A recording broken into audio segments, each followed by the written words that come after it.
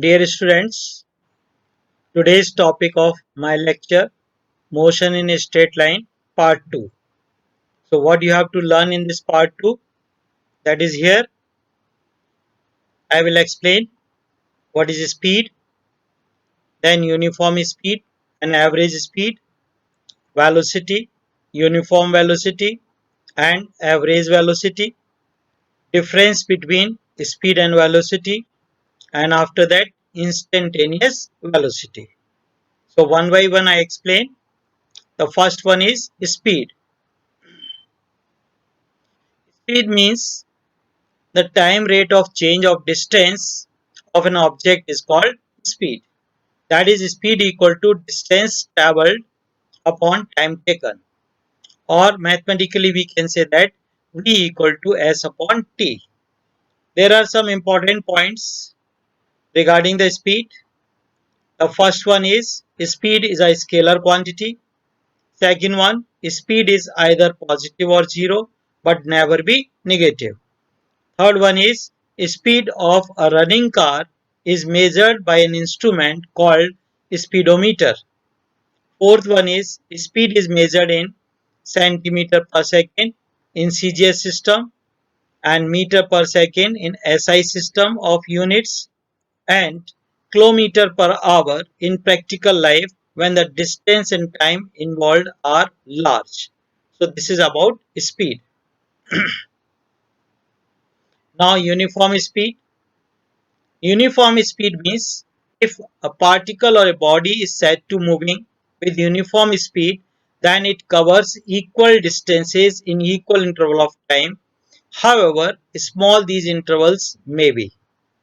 For example, you see that the car is moving with uniform speed. It covers equal distance in equal interval of time. Then the variable speed. What do you understand by variable speed? A particle or a body is said to be moving with variable speed if it covers equal distances in unequal interval of time or unequal distances in equal interval of time. However small these intervals may be. For example, you see that here the car is moving with variable speed. Now average speed. When a body moves with variable speed, the average speed of the body is the ratio of total distance travelled by it to the total time taken. And that we can write average speed equal to total distance travelled divided by total time taken. Or we can write in mathematically V average equal to S total upon T total. Now some important formulas that you have to learn and apply directly in numericals. If a particle covers first half of total distance with a speed A and second half with speed B, then V average equal to 2AB upon A plus B. If a particle covers first one third of distance with the speed A, second one third of the distance with the speed B, and third one third of the distance with the speed C, then you apply the formula V average equal to 3ABC upon AB plus BC plus CA. So you remember these formulas that we have to use directly in numericals. Now instantaneous speed means when a body is moving with variable speed, the speed of the body at any instant is called instantaneous speed. And now you learn about position time graph. On y-axis we are taking position, onto the time axis we are taking on x-axis. That is the time taken on x-axis, position taken onto the y-axis. So first graph is indicating when the object is stationary, means it is at rest. At that time, the graph between position and time, that is parallel to the time axis. So that indicates that, here you can see here, this indicates that the object is stationary. Second one is when the object is in uniform motion, means it covers equal distance in equal interval of time, then you are getting a graph which is a straight line passes through the horizon.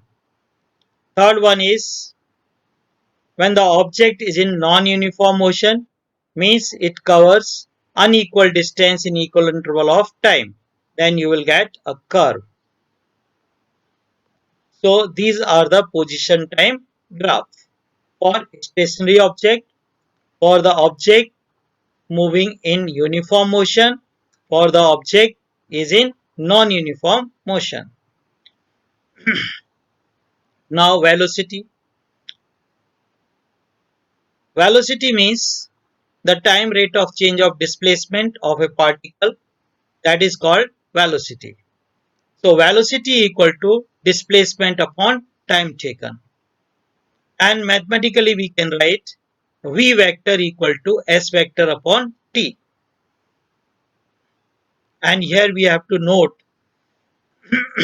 some important points about velocity. First one is velocity is a vector quantity. Second one is direction of velocity is the same as the direction of displacement of the body. Third one is velocity can be either positive, 0 or negative. The fourth one is velocity can be changed in two ways. The first one is by changing the speed of the body. Second one is by keeping the speed constant but by changing the direction. Fifth one is velocity is measured in centimeter per second in CGS system of unit, and second one is meter per second in SI system of units. Third one is kilometer per hour in practical life when distance and time involved are large.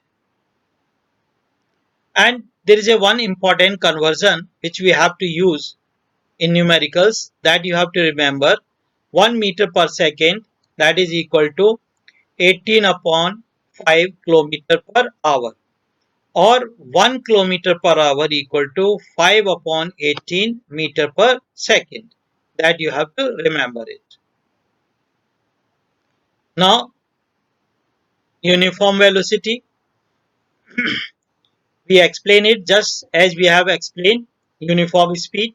Only the difference is that in uniform speed that we say that equal distance, and in uniform velocity we will say equal displacement. So a particle or body is said to be moving with uniform velocity if it covers equal displacement in equal interval of time, however small these intervals may be. Now variable velocity, a particle or a body is said to be moving with variable velocity if its speed or its direction or both changes with time. Then average velocity, when a body moves with variable velocity, the average velocity of the body is the ratio of total displacement, that is the net displacement covered by it, to the total time taken. Then average velocity equal to net displacement upon total time taken.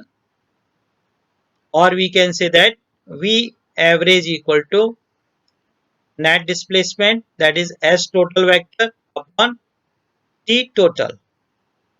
For a body moving with uniform acceleration, we can say that average velocity equal to initial velocity plus final velocity divided by 2.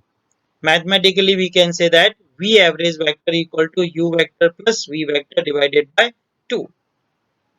Average velocity is also defined as the change in position or displacement divided by time interval in which the displacement occurs. So we can say that V average equal to x2 minus x1 upon t2 minus t1. x2 is the final position and x1 is the initial position. So the displacement is x2 minus x1. Similarly, t2 minus t1 is the time interval. Or we can say that V average equal to delta x upon delta t. Now there are some important formulas that we have to use directly in numericals. So you learn here it. First one is, if a particle undergoes a displacement s1 along a straight line in time t1 and a displacement s2 in time t2 in the same direction, then V average equal to S1 plus S2 divided by T1 plus T2. Now, the second one is, if a particle undergoes a displacement S1 along a straight line with velocity V1 and a displacement S2 with velocity V2 in the same direction, then V average equal to S1 plus S2 V1 V2 divided by S1 V2 plus S2 V1. And third one is, if a particle travels first half of the displacement along a straight line with velocity v1 and the next half of the displacement with velocity v2 in the same direction, then v average equal to 2v1 v2 upon v1 plus v2, and remember it here when s1 equal to s2. So you have to put this value s1 equal to s2 in the second case, then you will get the same formula, V average equal to 2V1 V2 upon V1 plus V2. Similarly, the another case is, if a particle travels for a time t1 with velocity v1 and for a time t2 with velocity v2 in the same direction, then V average equal to v1 t1. This is t1. v1 t1 plus v2 t2 upon t1 plus t2. And here the next case is, if a particle travels first half of the time with velocity v1 and the next half of the time with velocity v2 in the same direction, then you will get the formula v average equal to v1 plus v2 divided by 2. Now in the second case, when you put t1 equal to t2, then you will get the same formula v average equal to v1 plus v2 divided by 2. So you have to remember these formulas, and that apply directly for solving the concept based problems and the numericals. Remember the conditions also. Now average velocity, you see here in the one graph, which is a position time graph, and in this position time graph we take 2 points P1 and P2 on the graph and drop the perpendicular onto the time axis as well as onto the position axis. Then we calculate the slope of this graph, which will give you the average velocity. So when you calculate the slope, then you will get x2 minus x1 upon t2 minus t1. So that is the average velocity from the position time graph. But when the uniform velocity is there, at that time the position time graphs, you can see here, the first one is when the object is stationary. At that time the graph is parallel to the time axis. You can see here. And now second case, when the object is having the positive velocity, then the position time graph is a straight line that passes through the origin. And when the object is having a negative velocity, at that time the graph is in the opposite direction. You can see here this one. So these are the graphs for stationary object moving with uniform velocity, that is positive velocity, and then negative velocity. So these are the representation of uniform velocity in different conditions. Now the difference between speed and velocity. Speed is the time rate of change of distance of a body, whereas velocity is the time rate of change of displacement of a body. Second point, speed tells nothing about the direction of motion of the body, but velocity tells the direction of motion of the body. Third point, Speed is a scalar quantity. Velocity is a vector quantity. Fourth point, speed of the body can be positive or zero. Velocity of the body can be positive, zero, or negative. Fifth point, average speed of a body can never be zero, but average velocity of a body can be zero. So this is about the difference between speed and velocity. Now instantaneous velocity. Instantaneous velocity can be defined as when a body is moving with variable velocity, the velocity of the body at an instant is called instantaneous velocity. That is, the velocity at an instant is defined as the limit of average velocity as the time interval delta t approaches to 0. That is, the time is very small.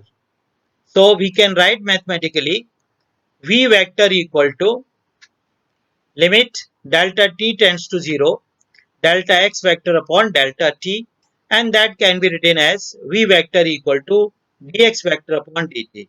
This is the differentiation of displacement with respect to time. Now with the help of the graph we can explain instantaneous velocity.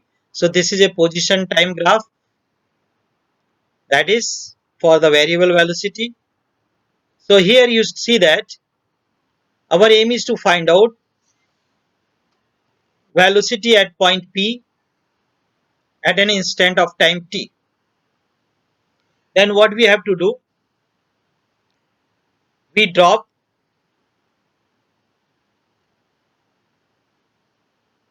perpendiculars from the position P1 and P2 on position axis as well as time axis. Then the slope of P1 P2 at T1 and T2 with interval of time delta t from t, that is T1 equal to t minus delta t and T2 equal to t plus delta t, gives the average velocity at point P. Similarly, we take two more points P3 and P4 and drop the perpendiculars on position axis as well as onto the time axis. Then the slope of P3 P4 at T3 and T4 with interval of time delta t by 2 from t, that is T3 equal to t minus delta t divided by 2 and T4 equal to t plus delta t divided by 2, gives the average velocity at point P, which is closer value to the instantaneous velocity. Proceeding this way, delta t may be gradually reduced to approach 0.